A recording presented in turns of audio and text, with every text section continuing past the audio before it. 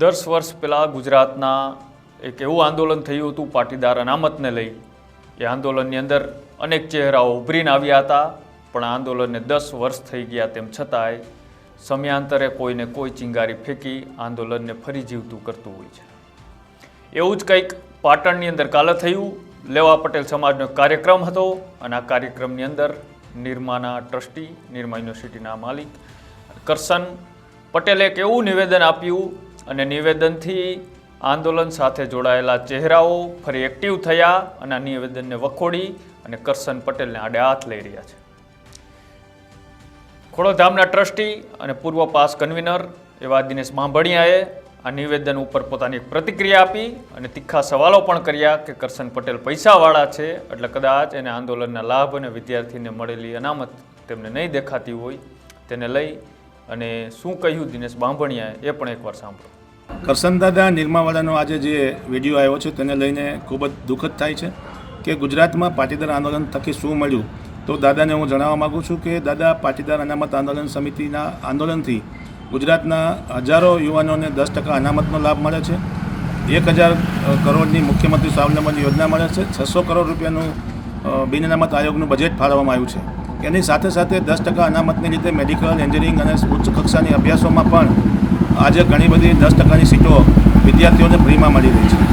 દાદાએ જે તમે આપશ્રી જે કોલેજનું અને યુનિવર્સિટીનું સંચાલન કરી રહ્યા છો એની અંદર લાખો રૂપિયાની ફી ચૂકવવાનું જે પરિવારોના ભાગ્યમાં નહોતું, એવા પરિવારોને આજે સરકાર મફતમાં 10%ના કોટામાં અભ્યાસ કરાવી રહી છે। ત્યારે આપે કહ્યું કે ગુજરાત સરકારના મુખ્યમંત્રી આનંદીબેન પટેલનો ભોગ આંદોલનથી નહીં પણ ભાજપના જૂથવાદમાંથી લેવાયો છે અને ભારતીય જનતા પાર્ટીની એ વખતની સરકારે મા-બેન દીકરીઓ અને અમારા 14 યુવાનોને શહીદ કર્યા, એની દુઃખદ ઘટનાઓ પણ એ સમયમાં બની છે। ત્યારે આનંદીબેન પટેલના સમયકાળમાં જો સરકારે 10% અનામતની જોગવાઈ કરી હોત તો આજે આનંદીબેનનો ભોગ ન લેવાયો હોત। અને આપશ્રી પણ અમે ઈચ્છીએ છીએ કે પાટીદાર સમાજની આટલી બધી ચિંતા કરો છો એ ખૂબ જ આવકારદાયક બાબત છે અને આપની કોલેજોમાં 10% અનામતની જોગવાઈ ફક્ત પાટીદાર સમાજના દીકરાઓ માટે કરશો, કારણ કે આ યોજનાથી ફક્ત પાટીદાર સમાજ નહીં પણ સમગ્ર ગુજરાતના સવર્ણ સમાજ અને 5 વર્ષની વય મર્યાદા ગુજરાતના તમામ સમાજોના વિદ્યાર્થીઓને મળી છે। તો આ આંદોલનથી નુકસાન 100% થયું છે, પણ સાથે સાથે ઘણા સમાજના યુવાનોને, લાખો હજારો મધ્યમ વર્ગના યુવાનો માટે એક આશાનું કિરણ પણ બન્યું છે। જે રીતના દિનેશ બાંભણીએ વાત કરી કે 10% આંદોલનથી થકી વિદ્યાર્થીઓને, તમારી જ કોલેજમાં ભણતા વિદ્યાર્થીઓને 10%ની અનામત મળી, અલગ યોજનાઓ મળી, એક આયોગ બન્યું, આવા અનેક ફાયદા થયા છે। પણ પાટીદાર સમાજના જે યુવાનો 14 જેટલા શહીદ થઈ ગયા, તે શહીદોને હજી પણ ન્યાય નથી મળ્યો અને 10 વર્ષ તમે ક્યાં હતા, તો તમને ફરીવાર આજે આંદોલન યાદ આવ્યું અને આંદોલનને યાદ કરતાં જે વિવાદ થયો હતો એ વિવાદમાં કરશન પટેલે શું કહ્યું હતું તે પણ એકવાર સાંભળો। અમારો સમાજ છે એ પાટીદાર સમાજ છે અને પાટીદાર સમાજ એટલે ખેડૂત, અને ખેડૂત એટલે કોઈ દિવસ ખેડૂતે કોઈની સામે પોતાનો હાથ નથી લંબાવ્યો, એને હંમેશા કોઈને કંઈ ને કંઈ આપ્યું જ છે। હવે આપણે ત્યાં અનામત આંદોલન થયું, ખ્યાલ હોય તો પાટીદારો જ કરનારા હતા, એમાં શું મળ્યું? કશું નહીં। આપણા યુવાનો શહીદ થયા અને જેમણે આંદોલન કર્યું હતું એમને એમનો રાજકીય રોટલો શેકી ખાધો। એટલું જ નહીં, પાટીદારની છોકરી અને એ બી લેવા પાટીદારની છોકરી CM તરીકે હતી, એને જવું પડ્યું। તો ખરેખર આ આંદોલન અનામતનું હતું કે કોઈને કાઢવાનું હતું, અને પટેલોને જ કાઢે એવું તો શક્ય નથી। એટલે આ એક સંશોધનનો વિષય છે અને છેલ્લે પાટણમાં જે કંઈ બન્યું એનું સંશોધન તમે લોકો સારી રીતે કરી શકો। ઘણી વખત શું થાય છે, રિપોર્ટરો અડધા રિપોર્ટ આપતા હોય છે, બંને સાઈડને કોન્ટેક્ટ કરી અને પછી સાંભળવા જોઈએ બંનેને, પછી તમને જે સાચું લાગે એ રિપોર્ટ કરવો જોઈએ, પણ લગભગ આપણે જોઈએ એવું નથી બનતું। એટલે આ તમારી ફરજ છે કે લોકોને જાગૃત કરો,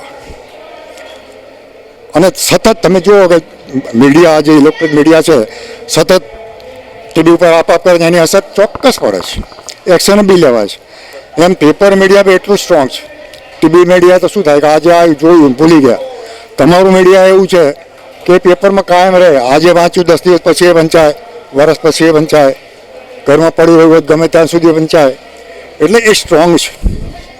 અને તમારે એ જે તમારી ફરજ છે કે ધર્મ છે જે કંઈ ગણીએ એ બધી એ રીતે ઈમાનદારીથી ભરતો જોઈએ. કોઈના દબાવમાં લખવું કે કોઈની દાદાગીરીથી બસ થઈને લખવું એ તમારો સબ્જેક્ટ નથી. હંમેશા પત્રકાર કોઈનાથી ડરતો નથી, ડરશે પણ નહીં. અને સ્વતંત્ર તરીકે આપણે જોઈએ કે દુનિયામાં વોર ચાલી રહી છે, ત્યાં મરવાનું જ છે, છતાં પત્રકારો ત્યાં જઈને ત્યાંનો ગ્રાઉન્ડ રિપોર્ટ લોકો સુધી પહોંચાડે. ખરેખર આ બધી વસ્તુઓ પત્રકારોને બી ધન્યવાદ આપવા જોઈએ કે પોતાની જાતની પરવા કર્યા વગર આવા સમાચારો લોકો સુધી પહોંચાડે છે. ધન્યવાદ. હા, પાટણની ઘટનાને કઈ રીતે મૂલવો છો? બહુ દુઃખદ ઘટના છે.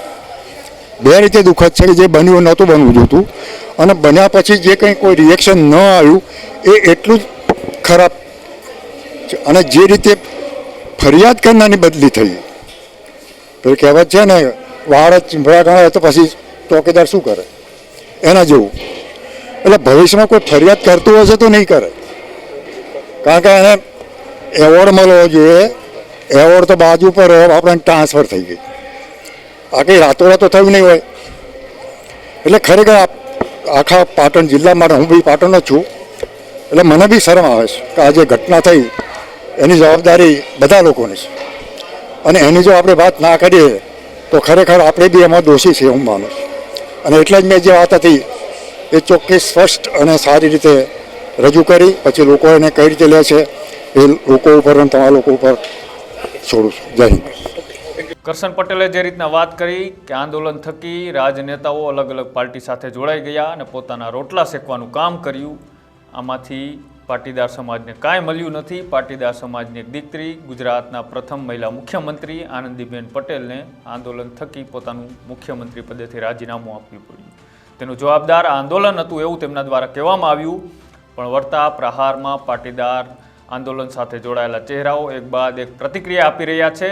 અને જે આ આંદોલન થકી આજે કરશન પટેલે ફરી વખત આંદોલનને યાદ કર્યું છે, તેના વળતા જવાબો પણ આપી રહ્યા છે.